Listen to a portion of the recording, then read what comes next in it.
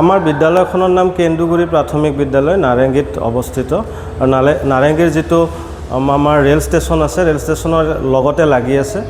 যোৱা ৰাতি আমাৰ বিদ্যালয়ৰ ক শ্ৰেণীৰ যিটো শ্ৰেণীকোঠা, সেই শ্ৰেণীকোঠাৰ দুৱাৰৰ তলা ভাঙি চোৰে শ্ৰেণীকোঠাত প্ৰৱেশ কৰি তেওঁলোকে গোটেই বিদ্যালয়ৰ আচবাবসমূহ লণ্ডভণ্ড কৰাৰ লগতে 4খনকৈ বৈদ্যুতিক ফেন আৰু আমাৰ যিবোৰ শিশুসকলৰ কাৰণে পঢ়া শুনা বা খেলা ধূলাৰ যিবোৰ সামগ্ৰী আছে তাৰে কিছু অংশ তেওঁলোকে লৈ যায় আৰু কিছু অংশ তেওঁলোকে ভাঙি চিঙি লণ্ডভণ্ড কৰি থৈ যায়।